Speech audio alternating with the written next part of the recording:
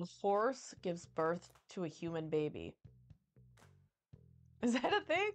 In this book, it might be a thing. So, there's this reporter. Her name is Carolyn Marshall, and she has been sent on assignment to this town called Rayford, where they treat their horses a lot better than they treat their women, and just people in general. Seems they have a lot more love for the horses than they do for the humans. And I mean, sometimes, can you blame them? We don't deserve animals. Horses are very majestic. So, Marshall is sent to this town because it is rumored that this kid named Roswell had a baby with a horse. So, did this kid have sex with a horse? That's the premise of the book. I read that and I was like, well, I want to read this. It just sounded weird. I like weird stuff, okay?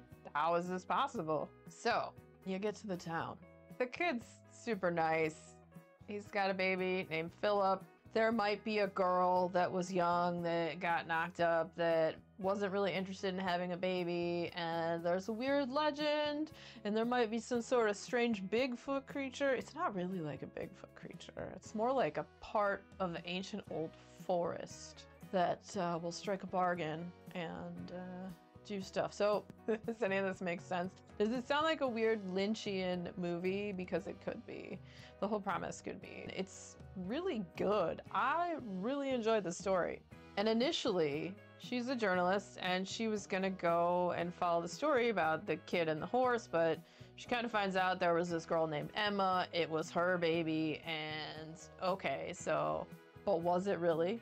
Was it really her baby? But then she also finds out there's like some weird, mysterious, like possible dark magic stuff and ancient entities in the woods where the ancient entity might take the baby from the womb and transfer it into a horse. And if they don't do anything, then, you know, it'll just turn into a baby horse and there'll be weird horses with human eyes around the place. And that just sounds too weird and too fantastical to even be true. It couldn't be true, could it? Does the town believe this stuff? I don't know. So it follows the story of, is any of this nonsense reality? Could it possibly be? Would anyone even believe it? Could she even write this story where people are going to be like, oh yeah, sure. You guys are like the National Enquirer or whatever.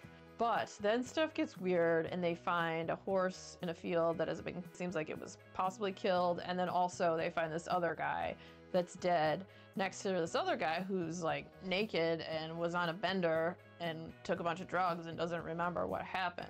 And so it seems like someone had done this. And as I said, horses are really important in this town. And one of the horses that died was one of the horses that belonged to this guy, Thomas. There's all these old family grudges in town.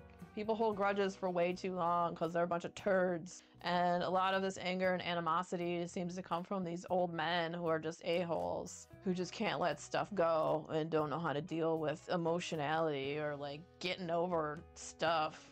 And so it's a town that's kind of isolated and removed from, you know, big city life. It's a backwater town and it's a close-knit community. They keep to themselves, and it's also kind of a sad way of existence, but they have the beauty of the horses. I don't know, without those horses, I feel like they would be lost, very lost, and even sadder. So at least there's still that glimmer of beauty and hope there. And it's an interesting story with what actually happens. So, what's happening in this book? I don't even know, but it was really good. It's a murder mystery. It's weird. There's an ancient thing in the forest that some people understand and some don't. Some believe it's real and some don't. Something weird with the fog. Something interesting with the horses. Did that kid somehow impregnate a horse? Is that a thing? Is Bigfoot stealing babies from the wombs of humans and putting them into horses?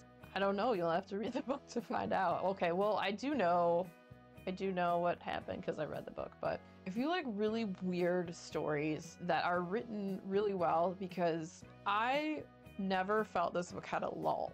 It kept my attention the whole time. The characters were great. The story was great.